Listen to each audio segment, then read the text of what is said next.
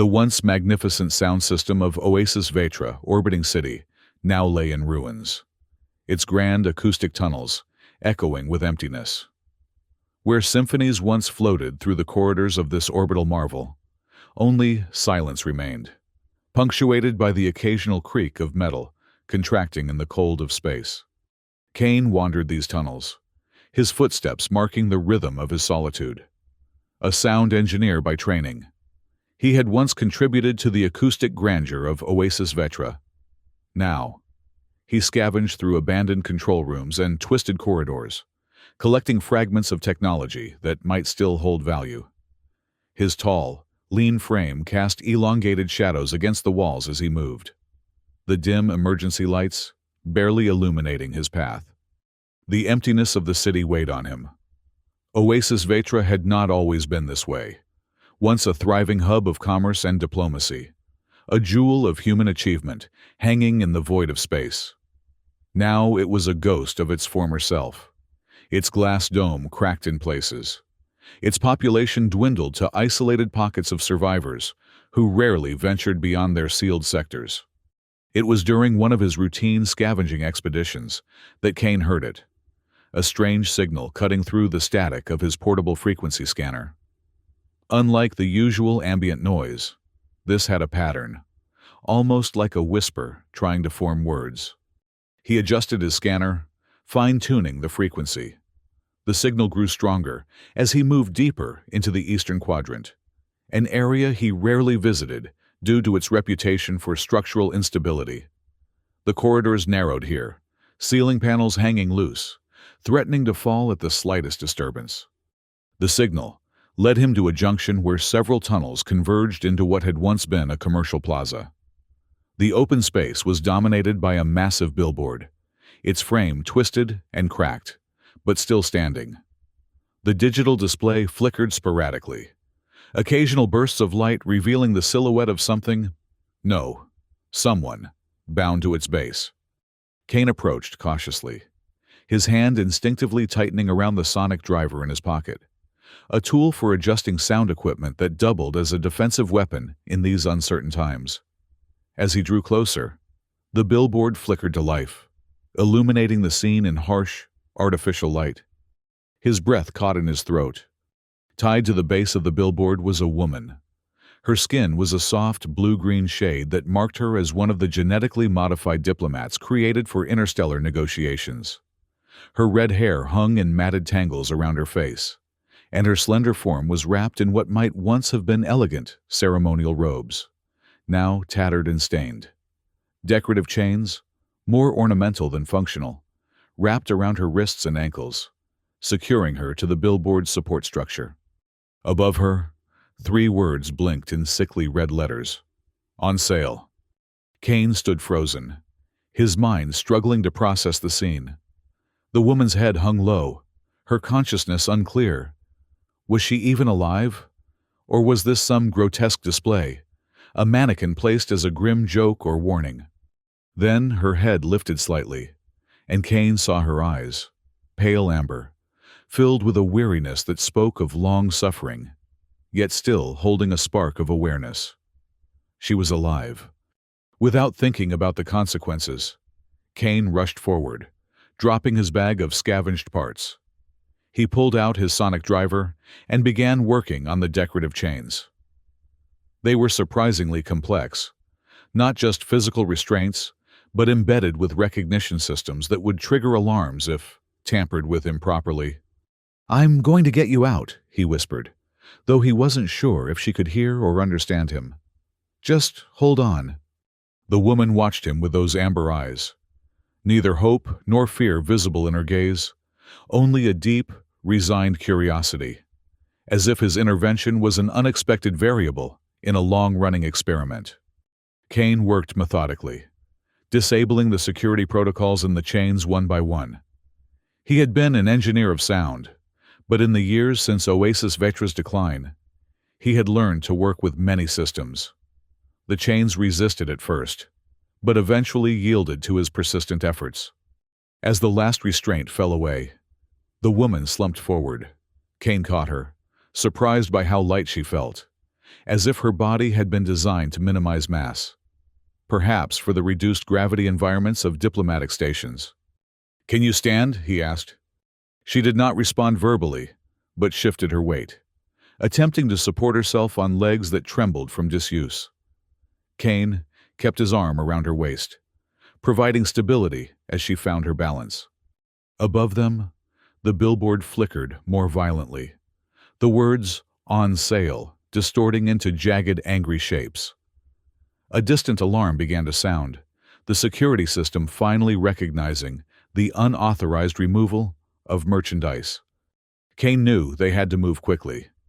In Oasis, Vetra's current state, there was no formal security force, but there were groups who enforced the unwritten rules of the city, chief among them being that humans are commodities.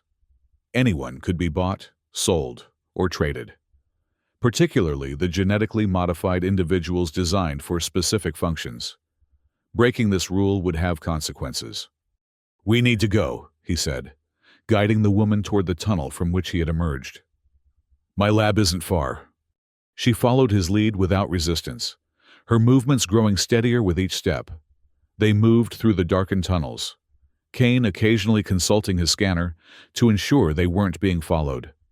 The alarm faded behind them, but the danger remained. Kane's lab was a repurposed maintenance room deep within the acoustic infrastructure of Oasis Vetra. Once used to calibrate the city's sound system, it now served as both his workshop and living quarters. The space was cluttered but organized, filled with salvaged equipment, spare parts, and the tools of his trade. Sound-absorbing panels lined the walls, creating an unnatural quiet that had become Kane's refuge from the chaos of the decaying city. He guided the woman to a chair, watching as she carefully lowered herself into it, her movements deliberate and precise despite her weakened state. "I'm Kane," he said, moving to a storage container where he kept his limited supplies. "I worked with the sound systems." The woman nodded, but did not speak. Her eyes moved around the room, taking in the equipment, the makeshift bed, the wall of frequency charts and circuit diagrams. Her gaze lingered on a collection of small speakers, arranged in a semicircle around a central console. Kane's attempt to recreate, on a small scale, the acoustic perfection that had once defined Oasis Vetra. Kane returned with a container of water and a nutrient bar, rare commodities in the city now, but ones he had carefully stockpiled. He offered them to the woman, who accepted with a slight inclination of her head. "Do you have a name?" he asked, as she sipped the water with careful, measured movements. She hesitated, her free hand moving to her throat in a gesture that seemed both protective and indicative. When she finally spoke, her voice was raspy from disuse, barely audible even in the quiet of the lab. "Leah," she said. "They called me Leah." "Leah," Kane repeated, nodding. "You're safe here, Leah. At least, as safe as anywhere in this place can be." She looked at him with those amber eyes, a question forming in them that she did not immediately voice. Instead, she broke off a small piece of the nutrient bar and placed it delicately in her mouth, chewing slowly, as if reacquainting herself with the act of eating. "Why?" she finally asked, the single word carrying the weight of a much longer inquiry. Kane considered the question. Why had he freed her? Why had he brought her to his sanctuary? Why had he risked breaking the unspoken rules that governed what remained of Oasis Vetra's society? "Because no one should be for sale," he said simply. "No matter what they've become in this place." Leah nodded, seeming to accept this answer, though whether she believed it or not was unclear. She finished the nutrient bar in small, methodical bites, and drank the water to the last drop, her actions suggesting a trained efficiency in conserving resources. "You should rest," Kane said, moving toward a storage compartment. He pulled out a thermal blanket, another scavenged treasure, and offered it to her. "I'll keep watch. Tomorrow we can figure out what comes next." Leah accepted the blanket, wrapping it around her shoulders with a grace that seemed incongruous with her current state. "They will look for their property," she said, her voice slightly stronger now. "The chains were decorative, but the tracking isn't." Kane frowned. "Tracking?" She nodded, pulling aside the collar of her tattered robes to reveal a small, metallic disc embedded in the skin at the base of her neck. "Standard procedure for diplomatic accessories," she explained, the clinical term accessories, highlighting the dehumanization she had endured. "In case of misplacement." Kane's frown deepened as he examined the device without touching it. "I can disable it," he said after a moment. "But it will take time, and tools I don't have here. For now." He moved to a cabinet and returned with a small metallic container. "This might help. It's a signal dampener. Won't remove the tracking, but should confuse it enough to buy us some time." He showed her the device, a simple box that, when activated, generated a localized field of electromagnetic interference. Leah nodded her understanding, and Kane carefully placed the dampener on a shelf near where she sat, activating it with a quick adjustment. "Thank you," she said, the words seeming unfamiliar in her mouth, as if gratitude was a concept she had not had occasion to express in a long time. Kane nodded awkwardly, unused to company after years of solitude. "Try to sleep," he suggested, retreating to his workbench. "I'll be here." As Leah settled into the chair, pulling the thermal blanket tighter around her slender form, Kane turned his attention to his equipment, but his mind remained fixed on the woman he had rescued, on the implications of her existence, on the words "on sale" blinking above her bound form, and on the society that had fallen so far as to treat people as merchandise. He had long since withdrawn from the remnants of Oasis Vetra's community, focusing on his own survival amid the decay. But in freeing Leah, he had taken a stance he could not retract. He had declared, through action if not words, that he rejected the commodification of human life that had become normalized in the struggling orbital city. As Leah's breathing deepened into sleep, Kane found himself wondering what he had set in motion, and whether, after years of isolation, he was prepared for the consequences of connection. The night cycle in Oasis Vetra passed slowly, the artificial lighting dimming to simulate darkness while conserving the station's dwindling power resources. Kane remained at his workbench, occasionally glancing toward Leah's sleeping form. She slept with an unnatural stillness, as if even in unconsciousness, she maintained the poise required of her former role. He turned his attention to the small sonic device he was repairing, a personal project that had occupied his hands, if not his mind, for weeks. The work was precise, demanding focus that helped quiet the persistent thoughts of what the morning might bring. When Leah stirred, hours later, it was with the same deliberate control that characterized her waking movements. Her eyes opened fully at once, immediately alert, scanning the room before settling on Kane. "You didn't sleep," she observed, her voice slightly less raspy than before. Kane shrugged. "I rarely do. Not for long stretches, anyway." He set aside his tools and moved to retrieve more water and food. "How are you feeling?" Leah considered the question with what seemed like genuine reflection. "Functional," she finally said. The nutrient content in the food was adequate. Her clinical self-assessment reminded Kane of her origins, genetically modified for diplomatic service, likely conditioned to prioritize function over comfort, appearance over authenticity. In the heyday of Oasis, Vetra's interstellar negotiations, such modified humans had been prized for their ability to adapt to alien environments and cultural contexts while maintaining perfect composure. "There's more if you want it," he offered, placing the supplies within her reach. "And I have some clean clothing. Nothing fancy, but better than—" He gestured vaguely at her tattered ceremonial robes. Leah nodded, accepting both the food and the offer of clothing. "Your kindness is unexpected," she said, a statement of fact rather than gratitude. "Not kindness," Kane corrected, turning away to give her privacy as she changed. Basic decency. Or what should be, anyway. Behind him, he heard the soft rustle of fabric as Leah exchanged her ornate, damaged garments for the simple utility clothing Kane had provided. Standard-issue maintenance worker attire. Practical, if not aesthetically pleasing. Decency is a luxury in declining systems, Leah commented. Her voice muffled briefly as she pulled the shirt over her head. Resources diminish, ethics follow. Kane turned back to find her dressed, the oversized clothing hanging loosely on her slender frame. Despite the plainness of the attire, she somehow maintained an air of dignity, her posture impeccable, her movements precise. "You can have the more decent parts," he said with a wry smile. "I'll stick with the luxury of helping someone who needed it."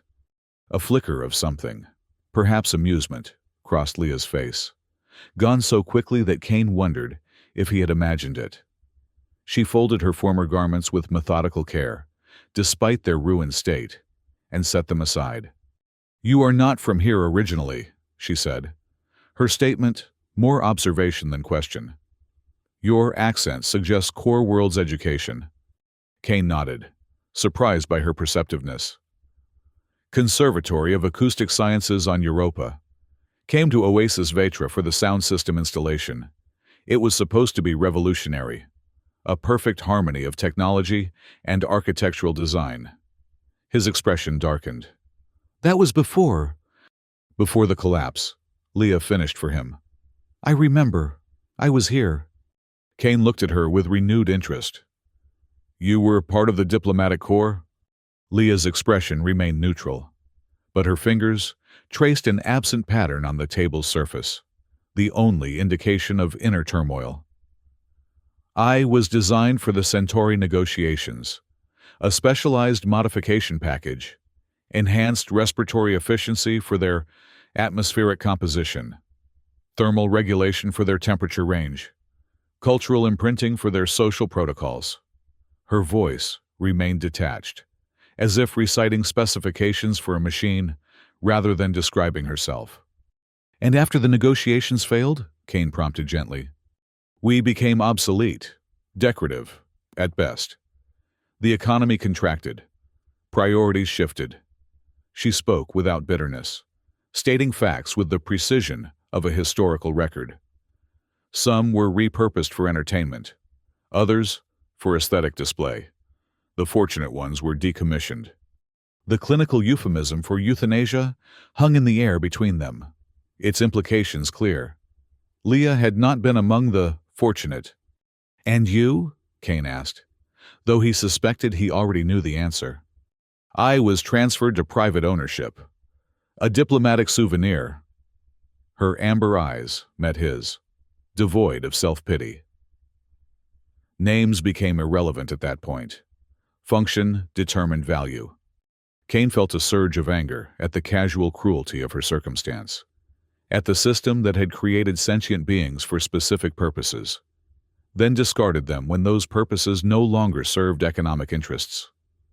But he contained his emotion, sensing that Leah would find it neither helpful nor comprehensible in her current state. "Well, you have a name now," he said instead, "and no function except the one you choose." Leah considered this, tilting her head slightly, as if processing an unfamiliar concept. "Choice requires options," she observed, "and knowledge of those options." "Fair point," Kane acknowledged. "Options are limited for everyone these days. But knowledge," he gestured around his lab, "that I might be able to help with." For the first time, a genuine expression crossed Leah's face, a cautious curiosity that transformed her features, revealing a glimpse of the person beneath the conditioned exterior. "What is it that you do here, Kane? Alone in these tunnels?" Kane hesitated, unaccustomed to sharing his work with others. But something in Leah's question, perhaps the first initiative she had shown since her rescue, compelled him to answer honestly. "I'm trying to rebuild something that was lost," he said, moving toward the semicircle of speakers that had captured her attention earlier. Not the whole system. That would be impossible. But a fragment. A piece that might remind people of what sound can do. He activated the console at the center of the arrangement, and a soft hum filled the room. Not music, but a carefully calibrated resonance that seemed to vibrate at the frequency of relaxation itself. The sound was subtle, yet profound, creating a sense of enveloping comfort that contrasted sharply with the harsh reality outside the lab's walls. Sympathetic resonance therapy. Leah identified immediately, her engineered knowledge asserting itself. Developed for post-traumatic stress treatment in the outer colonies. Kane nodded, impressed by her recognition. Modified for our specific atmospheric conditions. But yes, the original Oasis Vectra sound system was designed for more than entertainment. It had healing applications, cognitive enhancement capabilities. Before, he trailed off, his expression clouding. Before Opus Veil, Leah finished, again demonstrating her awareness of the city's history. Your contribution to the system. Kane's hand moved reflexively to silence the console, plunging the room back into its previous quiet. You know about that. It wasn't a question, but Leah answered anyway. It was documented in the diplomatic archives, an experimental sound composition designed to enhance negotiation outcomes by subtly influencing emotional states. Her voice remained neutral, factual. The psychological cascade effect was unanticipated. Unanticipated. Such a mild term for the disaster that had followed. Kane's experimental sound composition, meant to facilitate peaceful negotiations, had instead triggered a wave of profound despair throughout Oasis Vectra. The psychological impact had been devastating, leading to a surge of suicides and a breakdown of social order that had accelerated the city's decline. I didn't know what it would do, Kane said quietly, the words familiar on his tongue, a confession he had made to himself countless times over the years. The theoretical models were perfect. The simulations showed only positive outcomes. Reality rarely conforms to theoretical models, Leah observed, without judgment. Especially where consciousness is concerned. Her matter-of-fact acceptance of his greatest failure was somehow more affecting than any condemnation could have been. Kane found himself blinking rapidly, turning away under the pretense of adjusting equipment. After that, the whole sound system was shut down, he continued, his voice rough. Too dangerous. They said, too unpredictable. But it wasn't the system that failed. It was my understanding of it, of what sound can do to the human mind when properly, or improperly, applied. And so you study it still, Leah concluded, in isolation, to understand what went wrong. To make it right, Kane corrected, or as right as anything can be in this place now. The system is still there, dormant, but largely intact. If I can understand it fully, maybe it can help again, instead of harm. He gestured to his workbench, to the small sonic device he had been repairing. Starting small, controlled environments, predictable outcomes. Leah rose from her chair, moving with that same deliberate grace to examine the device. A resonance modulator, she identified, for localized acoustic therapy. Yes, Kane confirmed, watching her inspect his work with knowledgeable eyes. It can help with pain management, anxiety reduction, small comforts in a world with few left. Leah looked up from the device, meeting his gaze directly. You seek redemption through practical application, she said, as if cataloging his motivation. Logical, if emotionally driven. Kane almost smiled at her assessment. You could say that. And what about you, Leah? What do you seek, now that you're no longer merchandise? The question seemed to catch her off guard, disrupting her composed exterior.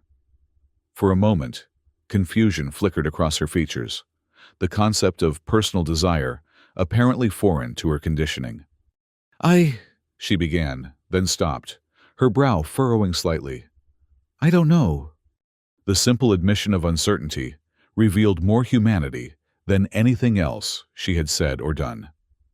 Kane recognized it as a significant moment, perhaps the first time she had acknowledged not having a programmed response. "That's okay," he assured her. "You don't have to know right away. Or ever, really. But you can stay here while you figure it out, if you want to." Leah nodded slowly, her expression thoughtful. "Yes," she said eventually. "I would like to stay, for now." The qualifier, "for now," was a small assertion of agency, a tentative claim on her future choices. Kane accepted it with a nod of his own, recognizing the importance of the moment without drawing attention to it. "Good," he said simply. "Then we should probably deal with that tracking device. The dampener won't confuse it forever." Leah's hand moved to the metallic disc at the base of her neck, a reflexive gesture that spoke of long awareness of its presence. "You said you needed tools you don't have here." "I need to go out," Kane confirmed. "There's a storage facility in the western sector that might have what we need, but it's not safe for you to come with me, and it's not safe to leave me here alone," Leah finished practically. "If they track the signal despite the dampener," Kane nodded grimly. "Exactly. But I think I can modify the dampener to create a false trail. Make them think you've been moved to the lower levels, while I get what we need." "A diversion," Leah said, understanding immediately. "Logical. How can I assist?" The question took Kane by surprise, not because of its content, but because of what it represented. Leah was not simply accepting his plan. She was offering to participate in it, to help protect herself, rather than waiting passively for others to determine her fate. "You know about tracking systems?" he asked. "I was programmed with comprehensive knowledge of security protocols," she confirmed. "Both to navigate them in diplomatic settings and to understand my own restrictions." Kane gestured toward his workbench. "Then let's get to work." Together, they bent over the signal dampener, Kane explaining his plan while Leah offered technical insights that streamlined the process. Her knowledge complemented his practical skills, and as they worked, Kane found himself appreciating not just her expertise, but the subtle ways in which her personality emerged through their collaboration. A dry observation here, a practical suggestion there. It was as if, in the simple act of working together toward a common goal, Leah was rediscovering aspects of herself that had been suppressed or forgotten during her time as merchandise. Her movements became less deliberate and more natural, her speech patterns less formal. By the time they had modified the dampener to emit a false tracking signal, hours had passed, and a tentative rapport had formed between them. Not quite friendship, but a mutual respect that transcended their unusual circumstances. "This should work," Kane said, activating the modified device. "It will gradually move your signal toward the maintenance shafts in Section 18, then simulate a malfunction. Should buy me enough time to get what we need and return." Leah nodded, her expression serious. "The probability of success is high, but not absolute. If you do not return—" She hesitated, then continued with newfound directness. "What should I do?" The question hung between them, practical on the surface, but carrying deeper implications about Leah's future, her capacity for independent action, and Kane's responsibility toward the person he had rescued. "There's an emergency protocol," Kane explained, moving to a hidden panel in the wall. He pressed a sequence of buttons, revealing a small compartment containing supplies and a data chip. "This has coordinates to a settlement in the Outer Ring. Small community. Mostly scientists and engineers who left after everything fell apart. They're good people. They'll help you." Leah approached the compartment, studying its contents with careful attention. "You have maintained an exit strategy," she observed. "Prudent. Never used it," Kane admitted. "Never had a reason to leave that outweighed the reasons to stay." He didn't elaborate on those reasons. His guilt over Opus Vale, his determination to understand and repair the sound system, his self-imposed isolation as penance for past mistakes. But something in Leah's perceptive gaze suggested she understood anyway. "I will wait 8 hours," she decided, the precise time frame indicating her methodical thought process. "If you have not returned, I will proceed according to this protocol." Kane nodded, oddly reassured by her practical approach. "Fair enough. With any luck. I'll be back in 4. He gathered his tools and a small pack of supplies, preparing for the journey to the western sector. Before leaving, he hesitated, turning back to Leah. "Stay safe," he said, the simple phrase feeling inadequate yet necessary. "You as well," she replied. And for the first time, a ghost of a smile touched her lips, brief but genuine, transforming her face in a way that caught Kane off guard. With that unexpected image fixed in his mind, he departed, securing the lab behind him and venturing once more into the decaying corridors of Oasis Vetra. The western sector of Oasis Vetra presented a stark contrast to the abandoned acoustic tunnels Kane typically traversed. Here, the remnants of the city's economy persisted in a distorted, desperate form. Makeshift markets operated in the shadows of once grand commercial plazas, trading in salvage technology, synthetic food substitutes, and human services of dubious ethics. Kane moved through this environment with practiced invisibility, his nondescript clothing and purposeful stride designed to attract minimal attention. He kept his head down, avoiding eye contact with the market's denizens, a mix of original Oasis Vetra citizens and later arrivals, drawn by rumors of technology that could still be salvaged from the declining orbital city. The storage facility he sought lay beyond the market district, in an area once designated for industrial manufacturing. The building's exterior remained imposing despite years of neglect, its reinforced doors still functioning on backup power systems. Access required either authorization codes, which Kane didn't possess, or technical workarounds, which he had perfected over years of scavenging. He located a maintenance panel near the secondary entrance, partially concealed behind a growth of engineered fungi that had escaped its original containment and now thrived in the humid conditions of the poorly regulated sector.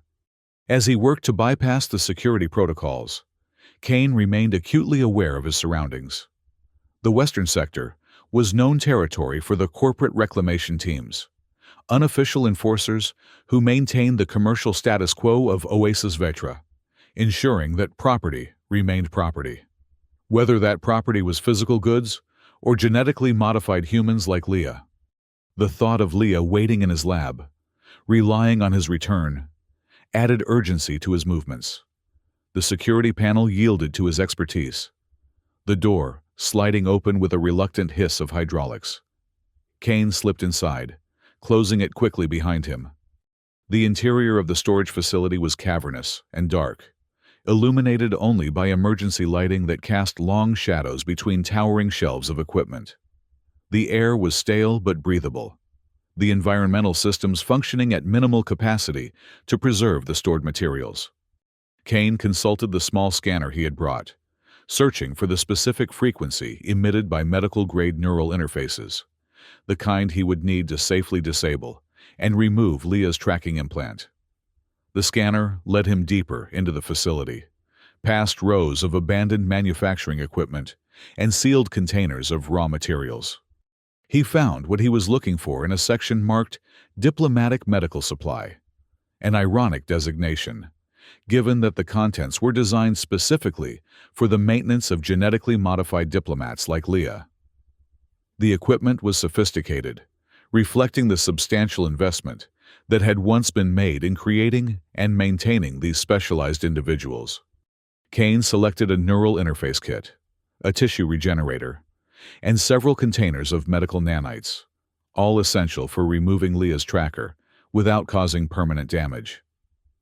He packed these carefully into his bag, along with additional supplies that might prove useful: wound sealant, pain suppressors, and a diagnostic scanner.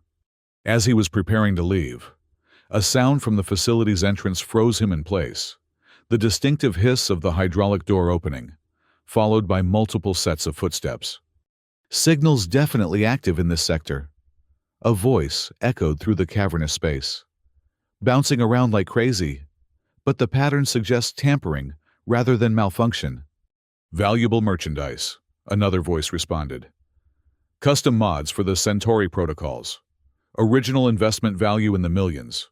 Current market still in the high six figures, despite depreciation." They were talking about Leah, discussing her value as if appraising a piece of equipment.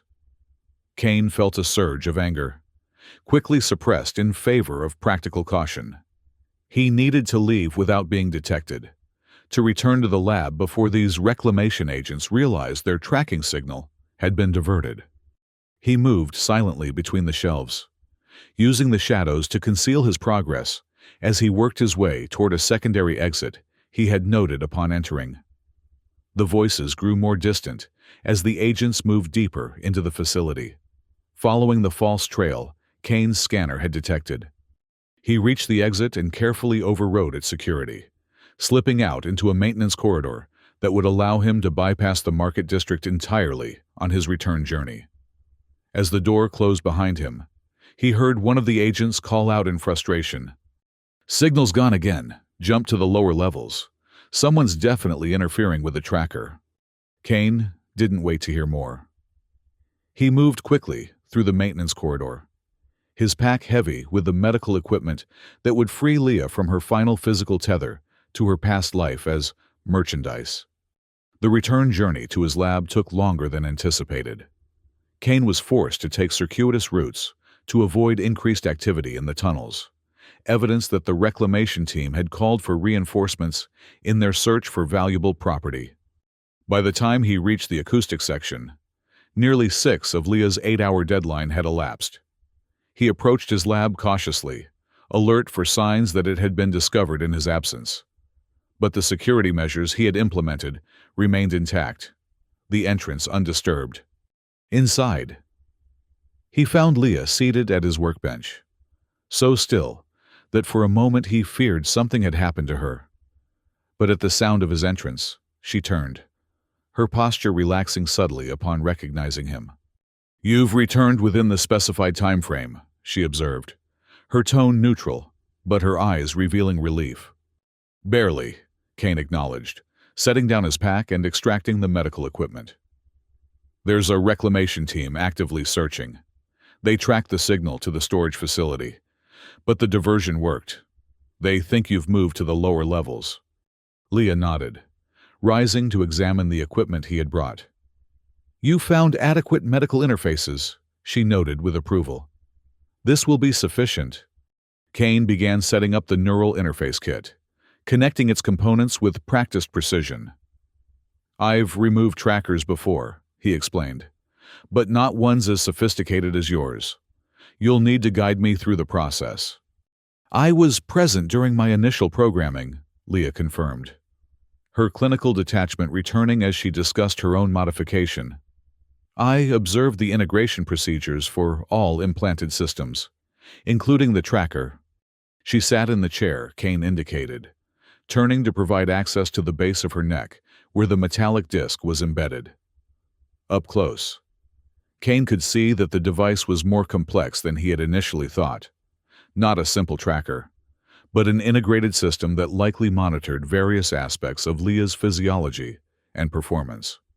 "The disc is merely the external component," Leah explained, confirming his observation. "The tracking functionality extends into the peripheral nervous system through microfibril connections. Removal requires sequential deactivation of each connection to prevent neural feedback." Kane nodded, applying a local anesthetic from the medical kit before connecting the neural interface to the metallic disc. The interface's display illuminated, showing a complex network of connections between the tracker and Leah's nervous system.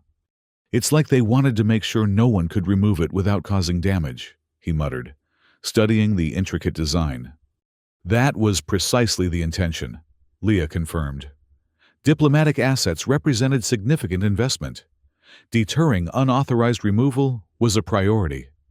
The clinical way she referred to herself, as an asset, sent a chill through Kane, reminding him of the profound dehumanization she had endured. But now was not the time to address it. His focus needed to remain on the delicate procedure. Working under Leah's calm, precise guidance, Kane began the process of disabling the tracker's connections, one by one. Each required a specific sequence of commands through the neural interface, followed by careful monitoring to ensure no adverse reaction in Leah's systems. Throughout the procedure, Leah remained perfectly still, her breathing controlled, her pulse steady. Only once, when Kane deactivated a particularly sensitive connection near her spinal column, did she show any reaction. A slight tensing of her shoulders, quickly relaxed. "Are you in pain?" Kane asked immediately, pausing in his work. "Discomfort is present but manageable," Leah replied. "Please continue. Prolonging the procedure increases risk." Kane hesitated, then nodded, proceeding with the deactivation sequence. After nearly an hour of meticulous work, the neural interface displayed confirmation that all connections had been safely disabled. Only then did Kane begin the physical removal of the disc itself, using the tissue regenerator to heal the surrounding area as he worked. When the tracker finally came free, Kane placed it in a containment field generated by one of the devices he had brought from the storage facility. The metallic disc seemed smaller now that it was removed. Its power over Leah's existence diminished to mere technology, no longer a symbol of ownership. "It's done," he said, applying the final treatment of medical nanites to accelerate healing at the extraction site. "How do you feel?" Leah raised a hand to the back of her neck, her fingers exploring the smooth skin where the disc had been. For a long moment, she was silent, her expression unreadable. Then she looked up at Kane, and he saw something new in her amber eyes, a spark of genuine emotion breaking through her conditioned composure. "I feel lighter," she said, the simple statement carrying profound meaning. "As if a weight has been lifted, not just physically, but—" She struggled to find the words, perhaps experiencing the sensation of true freedom for the first time. "Thank you, Kane." The sincerity in her voice affected him more deeply than he had anticipated. He turned away, busying himself with packing up the medical equipment, unsure how to respond to the raw gratitude in her words. "We should destroy it," he said instead, nodding toward the contained tracker. "Or, better yet, use it to lead them even further away. Maybe attach it to an automated maintenance drone bound for the outer ring." Leah considered this, her analytical mind engaging with the practical problem. "A logical strategy," she agreed. "But implementation carries risk. The reclamation team will be monitoring all exit points." "I know someone who can help with that," Kane decided, securing the tracker in his pack. "But it can wait until tomorrow. For now, you should rest. The removal process taxes the system, even with the regenerative treatment." Leah nodded, acknowledging the wisdom of his suggestion. Yes, rest would be beneficial. She moved toward the chair she had occupied the previous night. But Kane gestured instead to his own sleeping area, a simple but comfortable arrangement that offered more support than the workshop chair. "Take the bed," he insisted. "I'll use the chair. I need to monitor the scanner anyway. Make sure the reclamation team doesn't get too close." Leah hesitated, then accepted with a slight nod. "Thank you," she said again, the phrase becoming more natural on her lips with each use. As she settled onto the bed, pulling the thermal blanket around her, Kane returned to his workbench, activating the frequency scanner to track any reclamation team communications in the vicinity. The neural interface he had used to remove Leah's tracker remained connected to his diagnostic equipment, and out of professional curiosity, he began examining the data it had collected during the procedure. What he found disturbed him deeply. The tracker had been more than a location device. It had been integrated with systems designed to suppress certain neural pathways, specifically those associated with independent decision-making, emotional expression, and personal identity The modifications were subtle but profound, explaining Leah's clinical detachment and her difficulty conceptualizing personal desire or choice. With the tracker removed, these suppressive functions had been disabled. Leah's neural pathways would begin to regenerate, allowing for greater emotional range and autonomous thought. But the process would not be instantaneous or easy. Years of conditioning and chemical suppression had left their mark on her cognitive patterns. Kane glanced toward the sleeping form on his bed, a new understanding dawning. Leah's journey toward reclaiming her full humanity had only just begun. Removing the physical tracker was merely the first step in a much longer process of healing and rediscovery. As he continued monitoring the scanner, Kane found himself contemplating the parallels between Leah's situation and his own. Both of them had been shaped by the failing systems of Oasis Vetra, she as a product of its utilitarian approach to human life, he as the creator of a technology that had accelerated its decline. Both were, in their own ways, seeking redemption and renewal amid the ruins. Perhaps, he thought, they might find a way forward together, not just surviving in the decaying orbital city, but working to heal its broken systems, starting with themselves. Days passed, then weeks, as Kane and Leah established a tentative routine in the acoustic lab. The tracker had been successfully diverted via one of Kane's contacts, an environmental systems technician who had attached it to a drone bound for the Outer Ring's agricultural sector.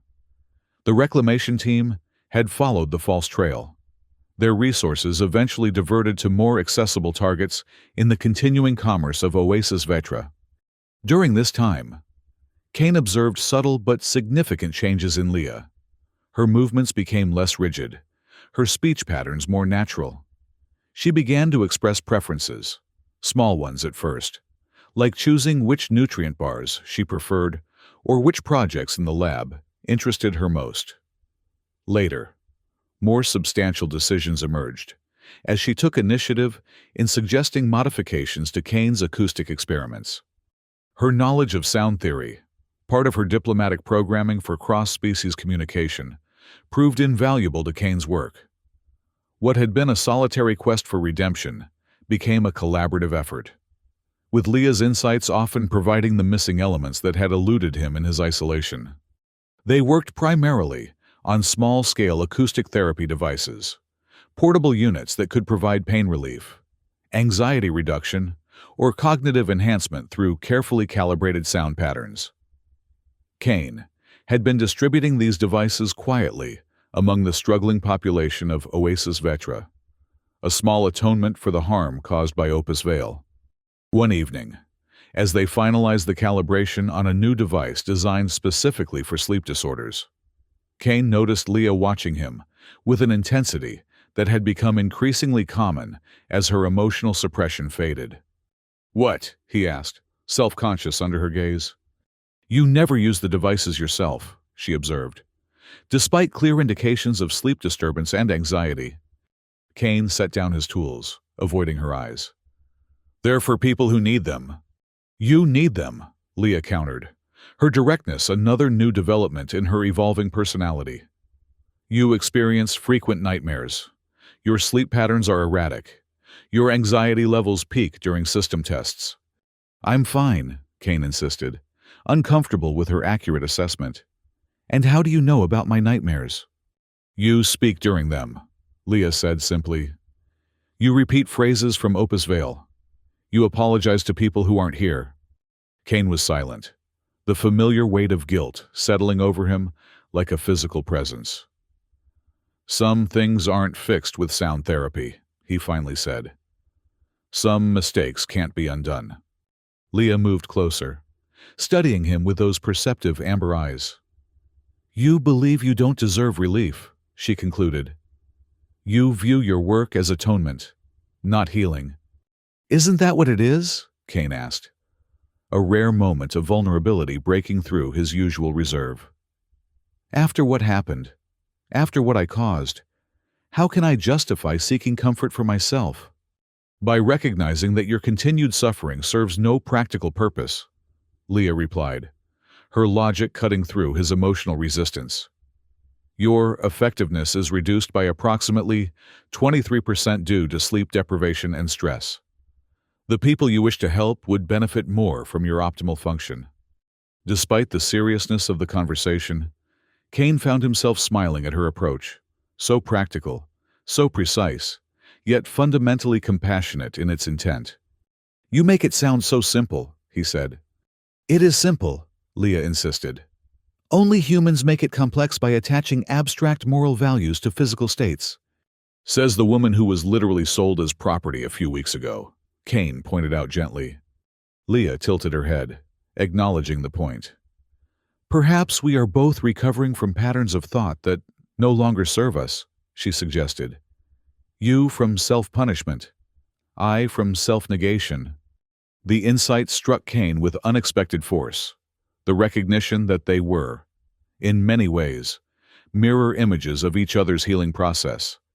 Where he punished himself too severely, she had been conditioned not to value herself at all. Where he was trapped in the past, she was learning to imagine a future. "Maybe we could help each other," he said, the words emerging before he had fully formed the thought. "I mean, we already are, with the work. But maybe, more directly." Leah considered this, her expression thoughtful. "A mutual therapeutic arrangement," she said, nodding slowly. "Logical, efficient. I accept." Kane almost laughed at her formal acceptance of what had been an impulsive suggestion. But he recognized the significance of the moment, Leah making a choice about her own well-being, entering an agreement as an equal, rather than an object. "Good," he said simply. "We'll start tomorrow." That night, for the first time since he had rescued her, Kane used one of their acoustic therapy devices, allowing its carefully calibrated sounds to guide him into the first restful sleep he had experienced in years. The following morning, he awoke to find Leah already at work at the central console of his lab, her fingers moving deftly across the controls as she adjusted parameters on what appeared to be a new project. "What are you working on?" he asked, approaching to examine the display. Leah glanced up, a new confidence evident in her posture. "I've been analyzing the original architectural plans for the Oasis Vetra sound system," she explained. "The central hub is still intact, though dormant, with modifications to account for the structural changes since the collapse. It could be partially reactivated." Kane stared at her in disbelief. "Reactivate the main system? That would be—" He struggled to articulate the magnitude of what she was suggesting. "Challenging, but feasible," Leah completed for him. "The power requirements are significant, but not prohibitive, if we reconfigure the distribution grid. The acoustic tunnels you've been maintaining provide most of the necessary infrastructure. But the risks," Kane argued, memories of Opus Vale's catastrophic effects vivid in his mind. "If something went wrong again, we would implement strict limitations," Leah assured him. "Localized activation only, with frequency constraints to prevent psychological impact. The system was designed for healing. Kane, Opus Vale was an anomaly, not its true purpose." Kane moved to the console, examining Leah's calculations and projections. Her work was meticulous, accounting for variables he hadn't considered. The plan she proposed was conservative, activating only a small section of the original system, with multiple safeguards against unintended effects. "Why?" he asked finally, looking up from the display. "Why is this important to you?" Leah was quiet for a moment, organizing her thoughts in the deliberate way that characterized her most genuine responses. "Because I want to sing," she said at last. The simple statement caught Kane off guard. "Sing?" Leah nodded, a hint of vulnerability showing through her composed exterior. "Centauri diplomacy required vocal harmonics, what humans would call singing. I was designed with enhanced vocal capabilities. But after the negotiations failed, I was prohibited from using them. A silent ornament is more manageable. Understanding dawned on Kane. Just as his work with sound had been corrupted and then denied to him, Leah's voice, a fundamental part of her design and identity, had been silenced for the convenience of those who saw her as property, rather than a person. "You don't need the main system to sing," he pointed out gently. "You could sing right here, right now." Leah shook her head. "It would be inadequate," she explained. "The acoustics of this space cannot support the full range of harmonics. And—" she hesitated, then continued with newfound honesty. "And I want to be heard. Not just by you, but by others. I want to remind them and myself that I exist as more than an object or an asset." The declaration, so personal, so human in its desire for recognition and connection, moved Kane deeply. This was perhaps the clearest evidence yet of Leah's recovery, her emergence as a complete person with desires and dreams beyond survival. "All right," he said, making a decision that felt both terrifying and inevitable. "Let's do it. But we start small, test thoroughly, and proceed only when we're absolutely certain it's safe." Leah's expression brightened, a genuine smile transforming her features. "Agreed. I've already outlined the initial testing protocols." She indicated a section of her notes on the display. "We can begin today, if you're willing." Kane nodded, both apprehensive and exhilarated by the prospect of reclaiming the sound system that had once been his passion and his downfall. "I'm willing," he confirmed. "Let's bring music back to Oasis Vatra." The work of reactivating even a small section of the main sound system proved more challenging than either of them had anticipated. The infrastructure had degraded more significantly than the architectural plans suggested, requiring extensive repairs to the acoustic tunnels and relay stations. For weeks, they ventured beyond the safety of Kane's lab, working in the abandoned corridors to restore connections, replace damaged components, and recalibrate the delicate acoustic properties of the tunnel system. The task was dangerous, not only due to the unstable condition of some sections, but also because it increased their visibility to the remnants of Oasis Vatra's society. They worked primarily during the night cycle, when fewer people were active in the corridors. During these expeditions, Kane observed Leah's growing confidence in navigating the world beyond his lab. She moved with increasing ease through the physical space of the station, but also through social interactions when they occasionally encountered others in the tunnels. Most of these encounters were with scavengers or maintenance workers, people operating on the margins of Oasis Vatra's declining economy. To Kane's surprise, many recognized him from the acoustic therapy devices he had distributed over the years, greeting him with cautious respect rather than suspicion. Leah they regarded with curiosity, her unique appearance marking her as one of the modified diplomats.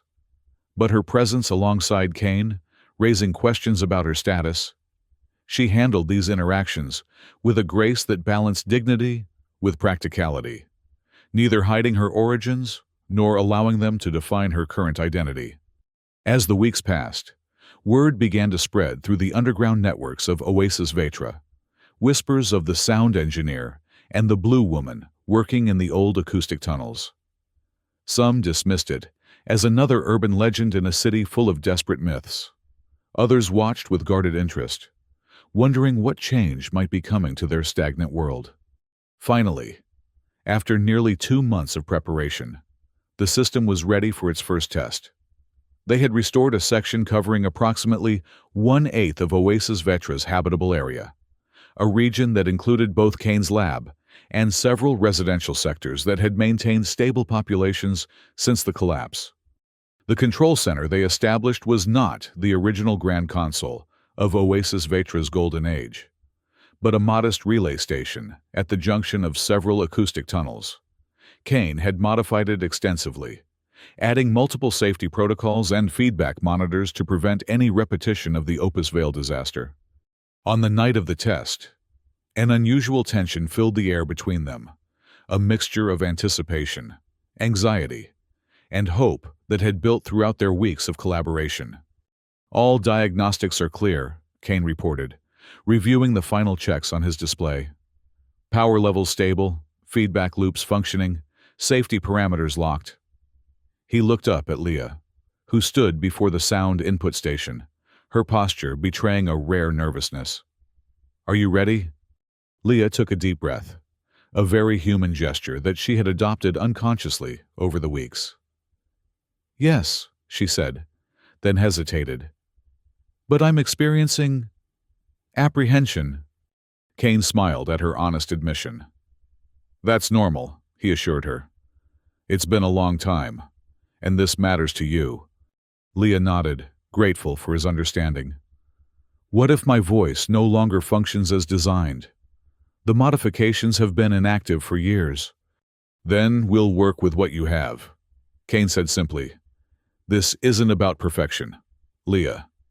It's about reclaiming what was taken from you, from both of us." His words seemed to settle something within her.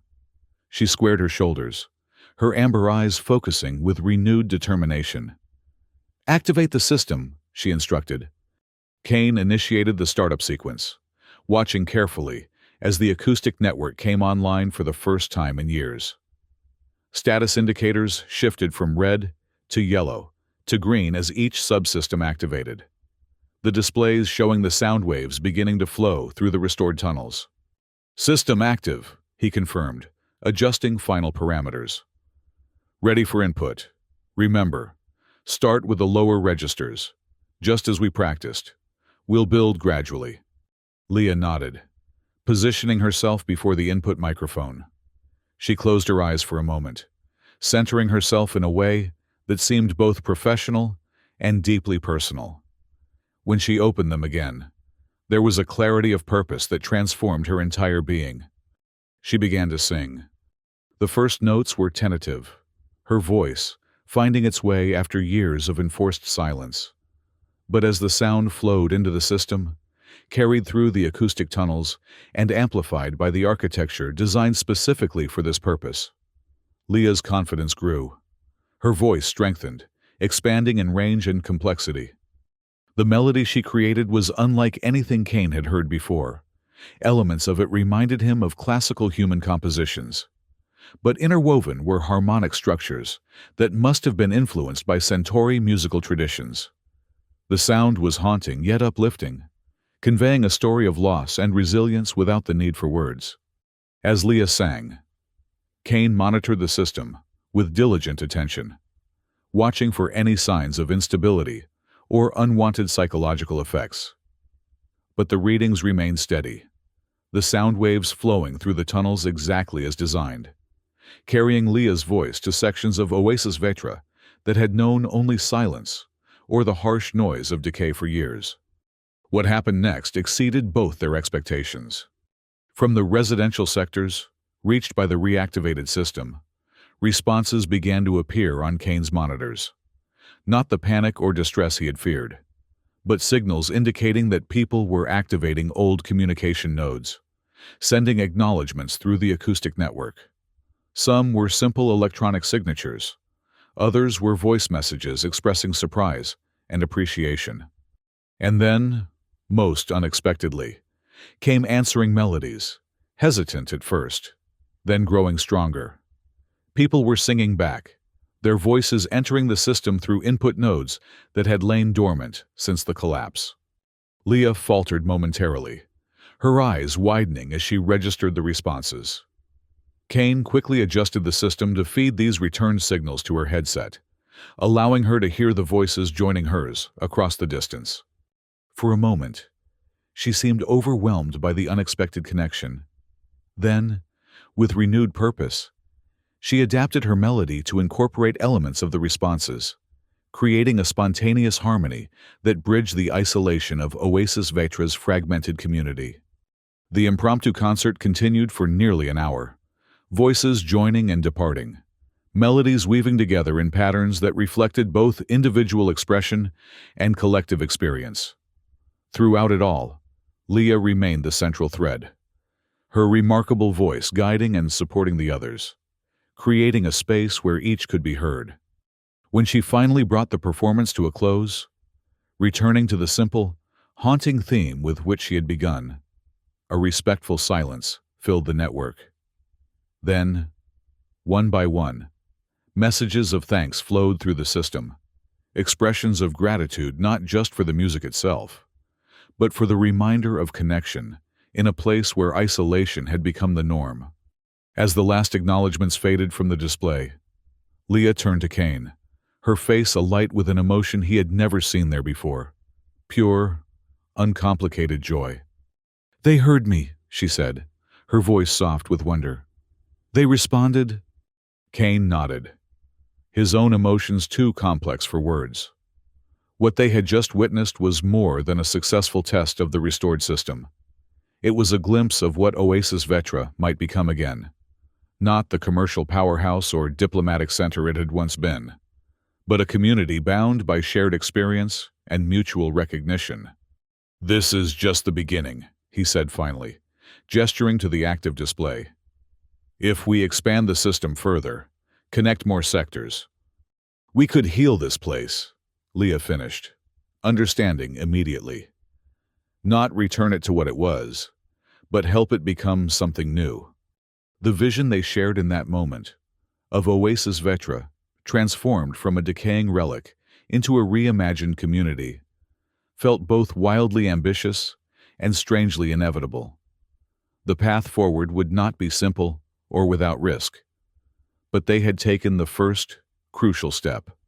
As they powered down the system for the night, preserving energy for future sessions, Kane found himself reflecting on the journey that had brought them to this point.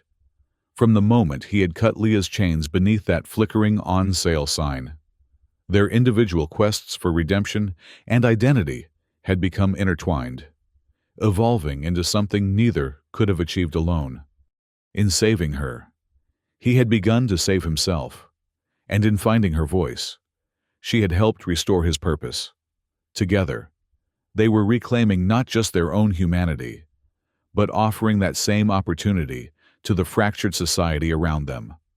The expansion of the sound system proceeded more rapidly in the months that followed, fueled by unexpected support from the community that had responded to Leah's initial performance.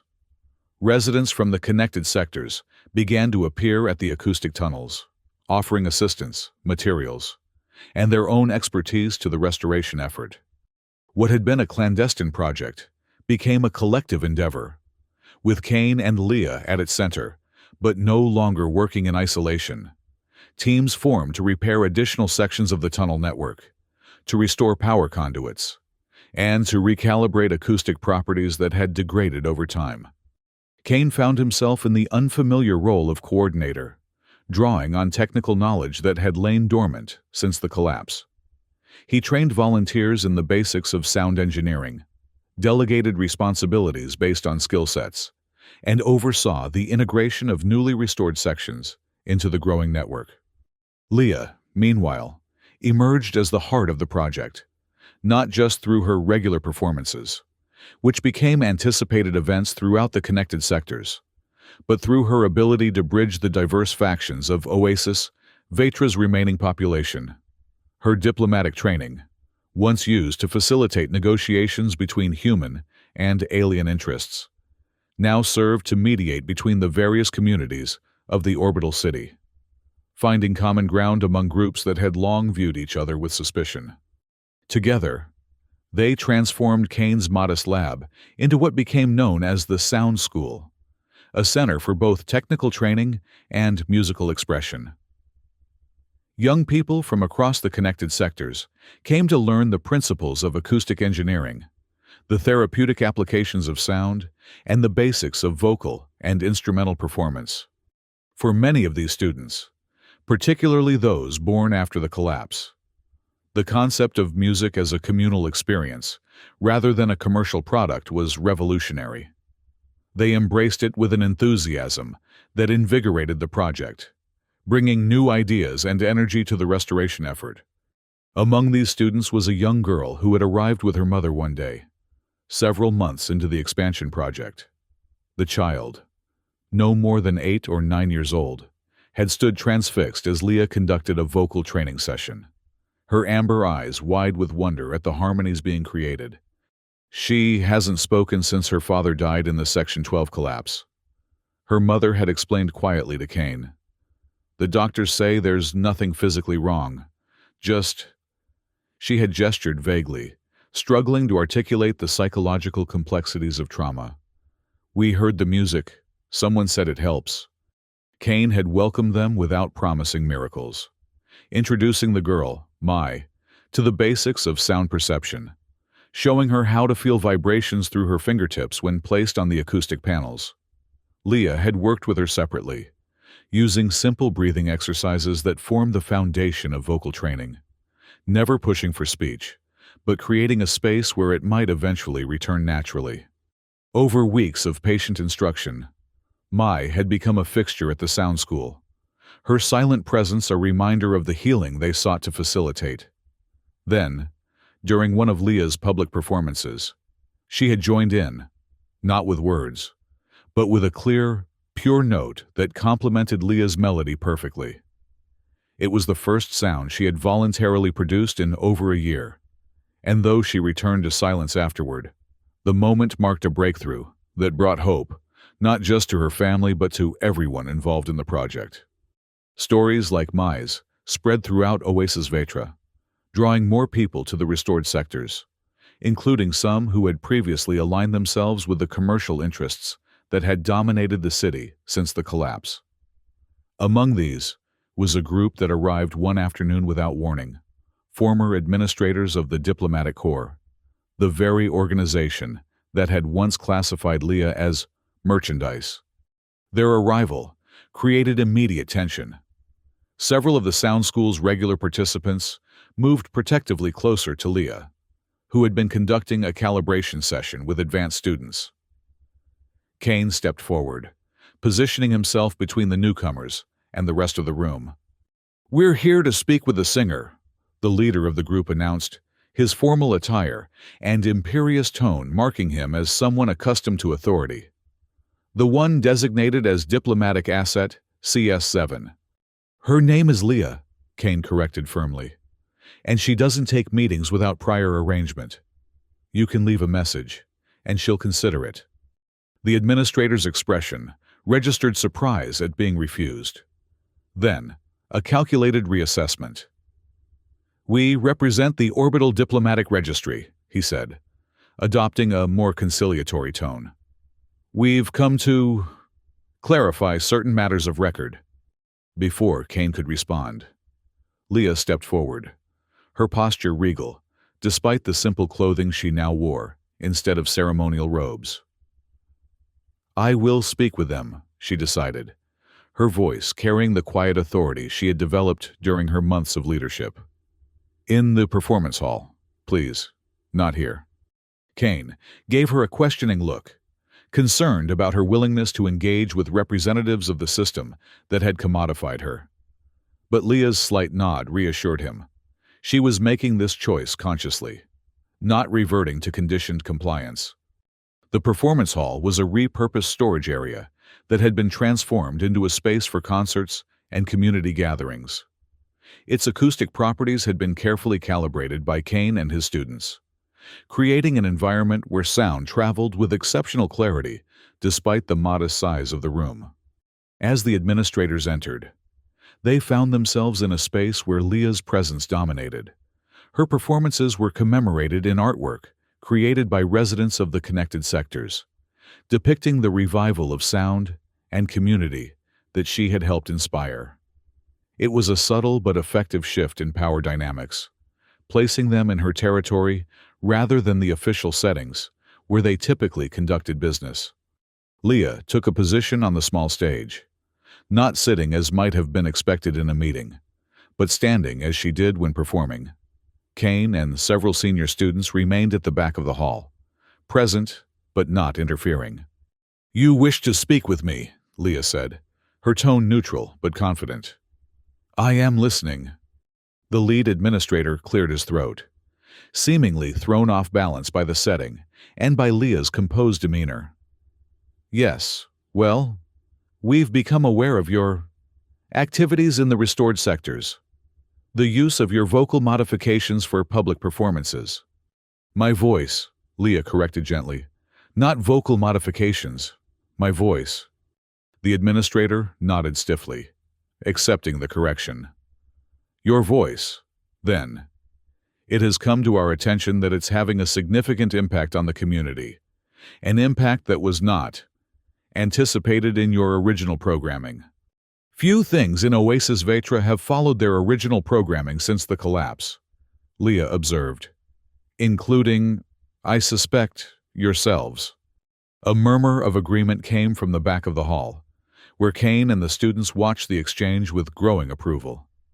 The administrator glanced in their direction, then back to Leah, recalibrating his approach once more. Indeed, he conceded.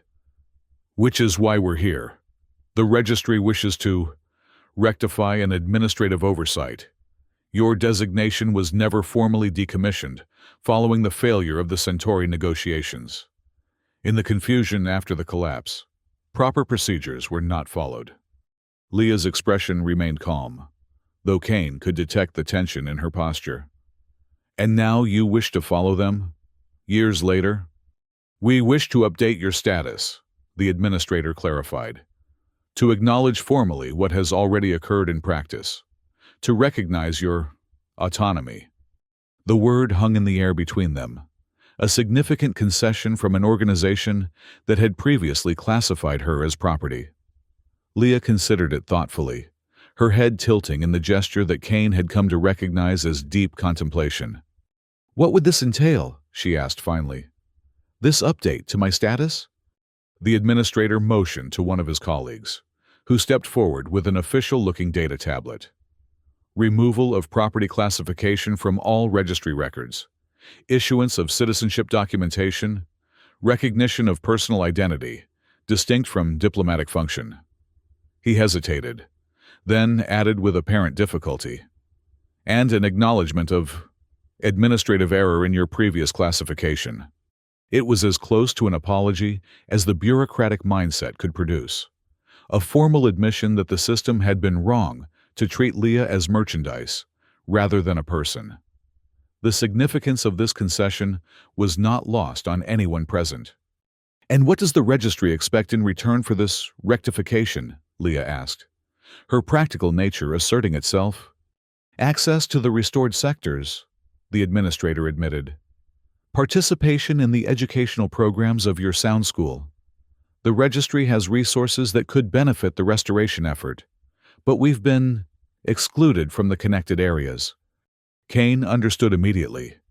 The former administrators, once powerful figures in Oasis Vetra's social hierarchy, had found themselves isolated as the restored sectors developed their own community structure. They were seeking a way back into relevance, offering Leah official recognition in exchange for influence in the new order emerging under her and Kane's leadership. He waited for Leah's response, curious how she would navigate this complex negotiation that balanced personal vindication against community benefit.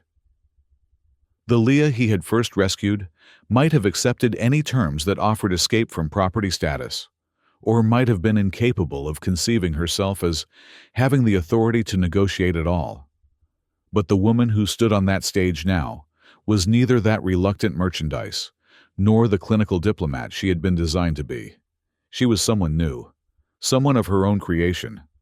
The sound school and the restored sectors are open to all who wish to contribute constructively, Leah said finally. No formal agreement is needed to participate. As for my status, she paused, meeting the administrator's gaze directly. I will accept the documentation as recognition of what is already true, not as a grant of rights that were always mine. My name, Leah, will be recorded, not any designation number, and the acknowledgement of error will be made public throughout all sectors of Oasis Vetra. The conditions were bold, particularly the last, requiring the registry to publicly admit its mistake rather than quietly correcting records. The administrator hesitated, conferring briefly with his colleagues before responding. "The registry agrees to your terms," he said eventually. "The documentation will be prepared immediately, and the public acknowledgement issued within the week." Leah nodded, accepting the agreement with the grace that had become her hallmark. "Then we welcome you to today's performance," she said, gesturing to the seating area. "It begins in 1 hour. You may find it informative about what we're building here." The subtle dismissal was clear. The negotiation was complete, and the administrators were now being relegated to the role of audience, rather than authorities. They accepted this new positioning with varying degrees of discomfort. Moving to the seats indicated with the awkward air of people unused to following, rather than leading.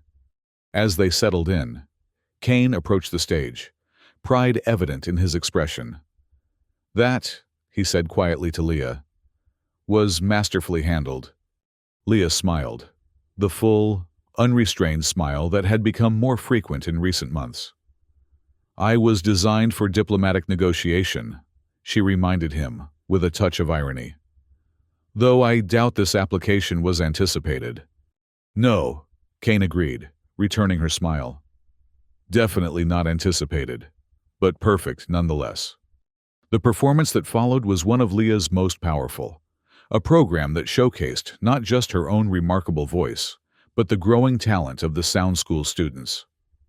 The young girl, Mai, participated, contributing a single, pure note at a carefully chosen moment that brought tears to many eyes, including those of the administrators who had come to negotiate terms but found themselves witness to the true impact of the restoration project. As the music filled the hall, carrying through the acoustic tunnels to the connected sectors beyond, Kane reflected on the journey they had taken since that night, beneath the flickering billboard. What had begun as an impulsive act of rescue had evolved into a movement that was gradually healing the fractured community of Oasis Vetra, not restoring it to its former state, but helping it become something new and perhaps more meaningful than the commercial hub it had once been.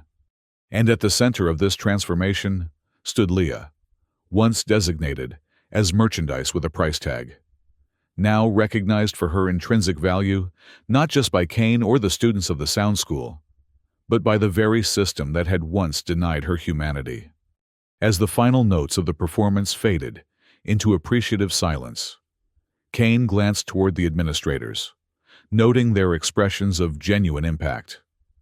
Whatever their original intentions in coming to the sound school, they were leaving with a new understanding of what was being created in the restored sectors, a community based on recognition of individual worth rather than commercial value.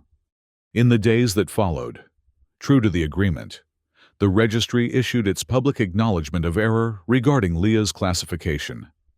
The announcement sparked conversations throughout Oasis Vetra about the ethics of human commodification that had become normalized since the collapse, conversations that were sometimes uncomfortable but necessary for the orbital city's continued healing. More people came to the sound school, including other modified individuals who had been classified as property. They came seeking what Leah had found: recognition, purpose, community. And while the path was not always smooth, with resistance from entrenched commercial interests and the practical challenges of restoring a decaying infrastructure, the movement continued to grow.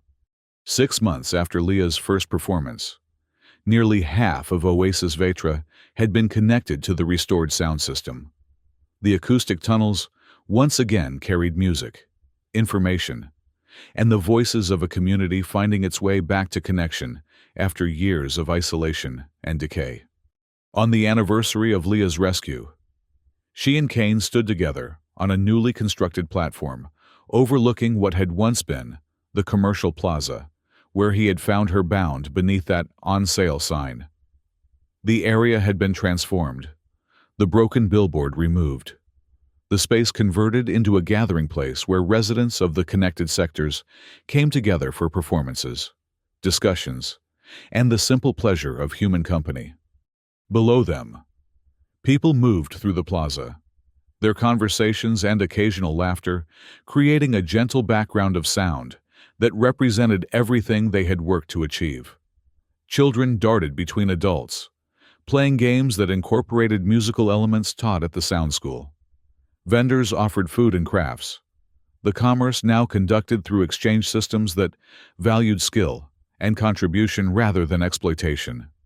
"Hard to believe it's been a year," Kane said, his voice soft with wonder. "Sometimes it feels like yesterday that I found you here." Leah nodded, her amber eyes surveying the transformed space. "And sometimes it feels like a different lifetime," she replied. "A different person." Kane studied her profile, noting the subtle changes that had occurred over the months, not in her physical appearance, which remained the striking blue-green skin and red hair of her genetic design, but in her presence, her way of occupying space as someone fully embodied in her own existence. "Do you ever think about what would have happened if I hadn't come through that night?" he asked. The question one he had considered many times, but never voiced.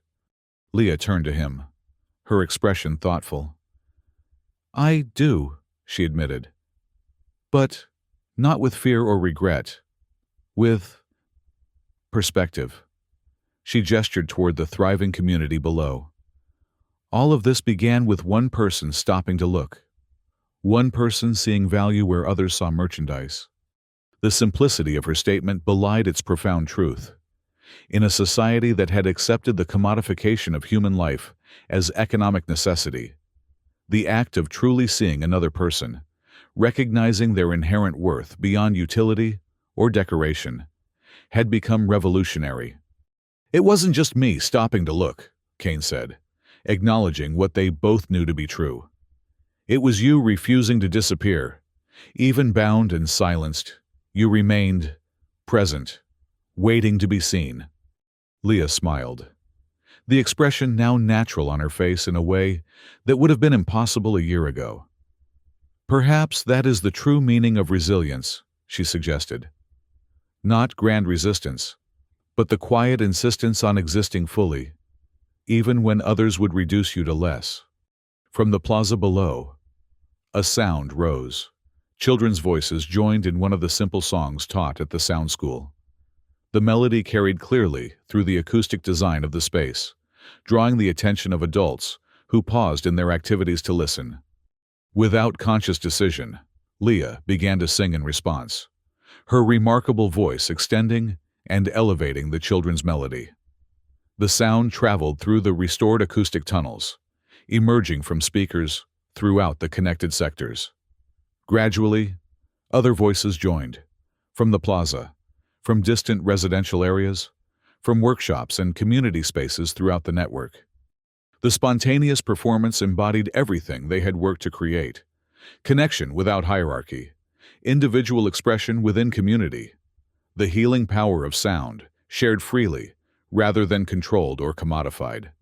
As the impromptu concert concluded, a comfortable silence fell between Kane and Leah, both content to observe the community they had helped nurture.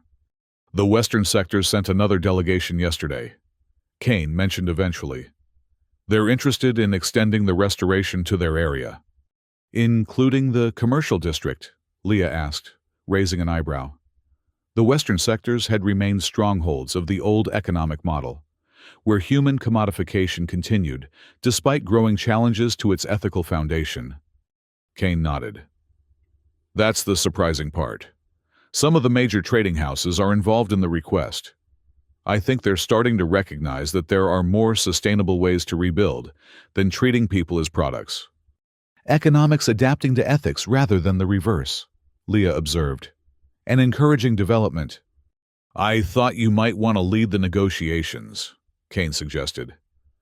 "Your diplomatic skills seem particularly suited to bridging these different worldviews." Leah considered this, her head tilting in that characteristic gesture of deep thought. "Yes," she decided, "but not alone. With a team from the sound school, including her presence communicates more than any formal argument could about the value of what we're building." Kane smiled at the wisdom of her approach. Mai had become something of a symbol within the connected sectors, the child who had found her voice again through music, who now helped other traumatized residents recover their own forms of expression. Having her participate in discussions with the Western sectors would indeed speak volumes about the healing potential of their community model. Dr. Lenara from the medical sector has offered to document the therapeutic outcomes more formally, Kane added. She thinks we might be able to share the approach with other orbital cities facing similar challenges after the economic contractions. Expanding beyond Oasis Vetra, Leah mused. I hadn't thought that far ahead. Neither had I, Kane admitted. But people talk. Word spreads. What we're doing here, it matters beyond our immediate community. The scope of what they had initiated was still unfolding, its potential perhaps greater than either of them had imagined when they began the restoration of the sound system. What had started as personal healing, Kane seeking redemption, Leah reclaiming her voice and identity, had expanded into a model for social reconstruction that challenged the dehumanizing aspects of the post-collapse economy. We should establish an archive, Leah decided. Document the process, the challenges, the adaptations, not as a prescription for others to follow exactly, but as a case study in possibilities. Kane nodded, appreciating as always her ability to think systematically while remaining grounded in human realities. The Sound School could coordinate that effort. It would be a good project for the advanced students. As they continued discussing future plans, a small group approached the platform, Mai and her mother, accompanied by two of the Sound School's newest students, former decorative assets, who had found their way to the connected sectors after hearing of Leah's story. We've been practicing, Mai announced, her voice still soft but growing stronger with each passing week. For the Harmony Festival, can we show you? The Harmony Festival had emerged organically from the community's musical revival, a celebration planned for the following month that would showcase both traditional human compositions and new works created by residents of the connected sectors. Mai and a group of children were preparing a special performance, guided by Leah's gentle instruction. Of course, Leah responded warmly, descending from the platform to join the children at ground level. Let's hear what you've prepared. As Mai and her companions began their carefully rehearsed piece, a simple but affecting melody that incorporated elements of pre-collapse children's songs with new rhythmic patterns developed in the Sound School, Kane remained on the platform, watching Leah's interaction with the young performers. Her patient guidance, her genuine attention to each child's contribution, her evident joy in their progress, all spoke to the person she had become, so far removed from the silent merchandise he had found beneath that flickering sign a year ago. And yet, he reflected, that person had always been there, waiting for the opportunity to emerge, the capacity for connection, for creation, for meaningful contribution had been suppressed, but never eliminated by the systems that had sought to reduce her to property.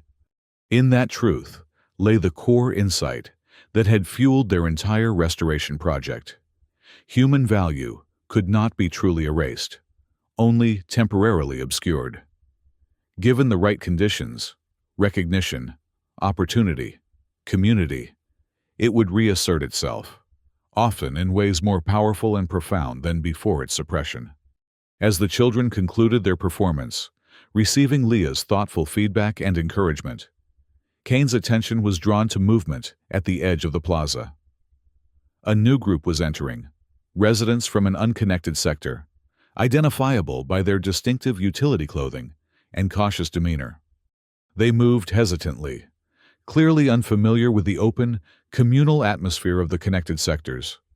Their eyes darted from the performing children to the relaxed social interactions throughout the plaza, to the visible absence of the commercial stratification that characterized most of Oasis Vetra since the collapse.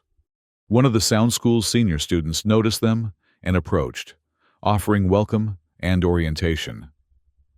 The tension in the newcomers' postures gradually eased as they were guided through the plaza, introduced to residents, and given a simple explanation of how the connected community functioned.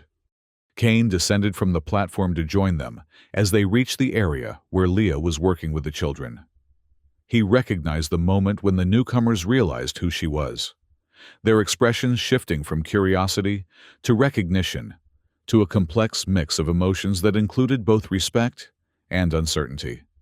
"You're the singer," one of them said directly to Leah. "The one who was—" He trailed off, perhaps realizing the indelicacy of referring to her former status as property. But Leah nodded, acknowledging what remained unspoken. "Yes," she confirmed. "I was once displayed for sale in this very plaza. Now I teach music here." The simple contrast contained volumes about the transformation of both her personal circumstances and the space itself. "We heard your voice," another of the newcomers explained. "Through the old emergency system in our sector. Not clearly, but enough to... It made us want to see for ourselves." Leah exchanged a glance with Kane, both recognizing the significance of this development. The sound was traveling beyond the officially connected sectors, finding its way through the decaying infrastructure to areas they hadn't yet reached through their restoration efforts. "You're welcome here," Leah assured them. "Everyone is. Would you like to see the sound school? To understand how the system works?"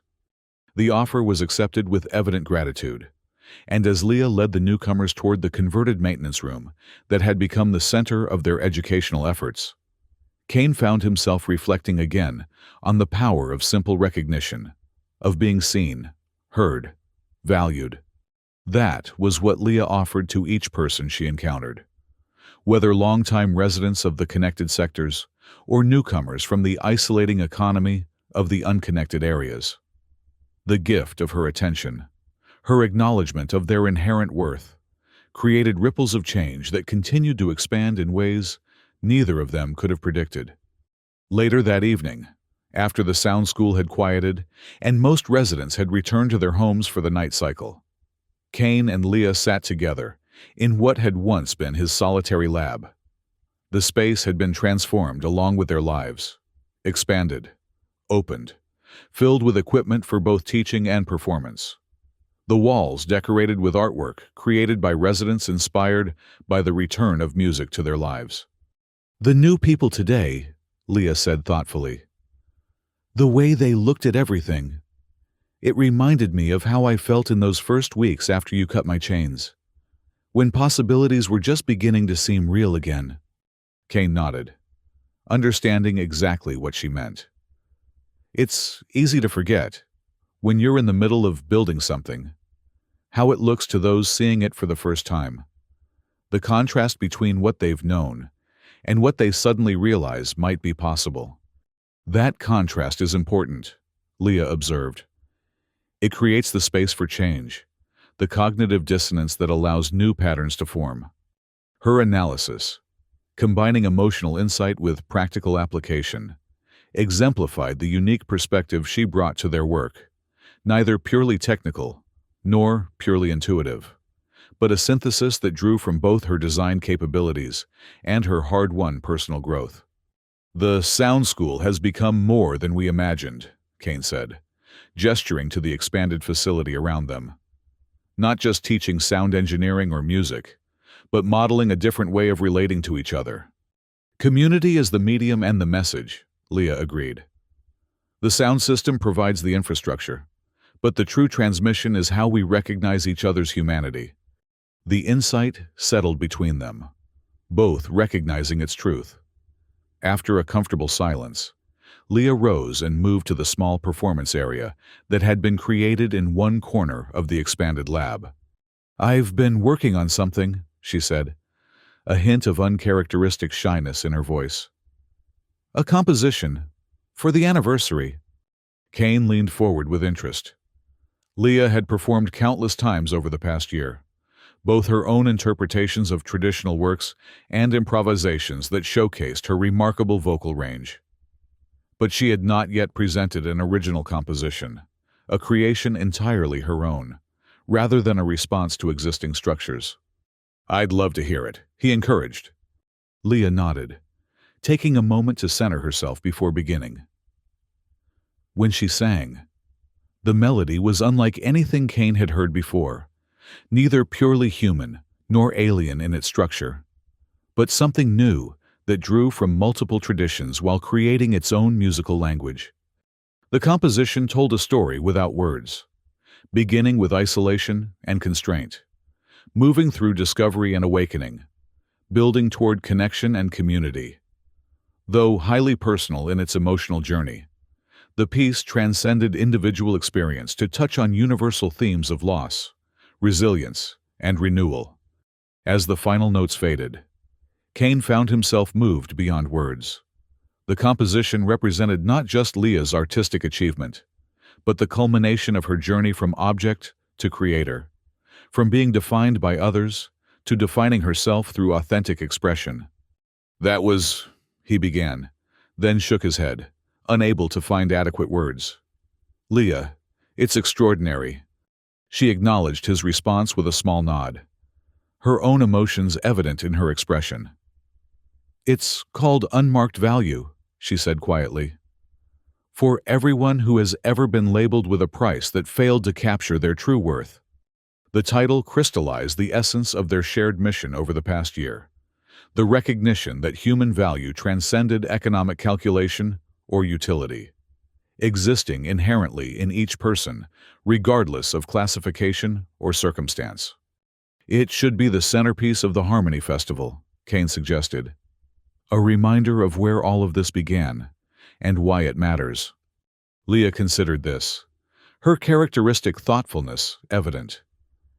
"Yes," she agreed eventually. Not to dwell in the past, but to acknowledge the journey, to honor both the pain and the progress. As they continued discussing plans for the festival, their conversation was interrupted by an alert from the communication system, a priority message from the western sectors, where negotiations for extending the restoration had begun earlier that week. Kane activated the display, reading the message with growing surprise. "The Trading Council has voted," he reported to Leah. "They've agreed to our conditions for connecting their sectors, including the reclassification of all human assets currently in their inventory."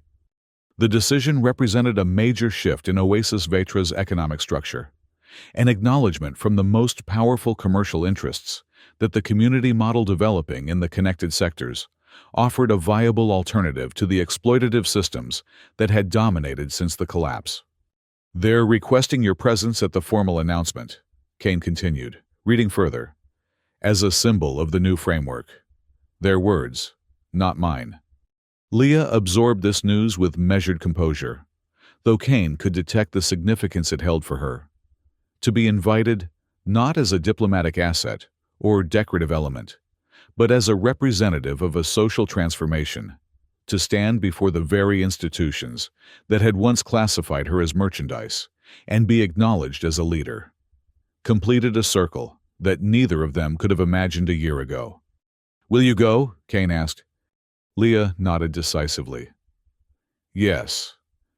For those still waiting to be seen as more than their assigned value. For those who haven't yet found their voice." She paused, a small smile touching her lips. "And for the woman tied to a billboard with "on sale" blinking above her head. She deserves to witness this moment." Kane returned her smile, understanding the reference to her former self, not as a separate entity, but as a part of her integrated identity, a chapter in her story that informed, but did not define her present or future. "We've come a long way," he observed. "Further than I thought possible when I first heard that strange signal on my scanner." "Further than either of us could have traveled alone," Leah added, acknowledging the partnership that had made their journey possible. As they sat together in the quiet of the expanded lab, surrounded by the tools of their shared work and the evidence of its impact, the contrast between past and present was stark yet seamless. A transformation that had occurred not in a single dramatic moment, but through countless small acts of recognition, restoration, and renewal. Outside, Oasis Vetra continued its slow healing, the restored sound system carrying music and voices through tunnels that had known only silence for too long. Within the connected sectors, People who had been isolated by economic collapse and social fragmentation were rediscovering community, finding value in relationship rather than transaction. And at the center of this quiet revolution stood Cain and Leah, the sound engineer and the woman once marked for sale, their individual quests for redemption and identity having evolved into a shared vision of what their broken world might yet become. No words were needed between them as they contemplated the path ahead. In the comfortable silence, their matched expressions spoke volumes. Satisfaction for the distance already traveled, determination for the work still to be done, and the profound contentment that comes from finding purpose in healing what was broken, both within themselves and in the world around them. The message was clear in their eyes and in the subtle curve of their lips. Human value could never truly be captured in a price tag. It existed in connection, in creativity, in the courage to see beyond imposed limitations to the unmarked value within, a truth embodied in their journey from isolation to community, from commodification to collaboration, from silence to song. In the soft, ambient glow of the lab, with the distant sound of the living city flowing through the acoustic tunnels that connected them all, they needed no words to express what had become evident through action. That sometimes, the most revolutionary act is simply to stop and look, to truly see another human being when the rest of the world has labeled them merchandise. And in that seeing, to recognize not just what is, but what might be possible in a world where every person's unmarked value is acknowledged, honored, and given room to flourish.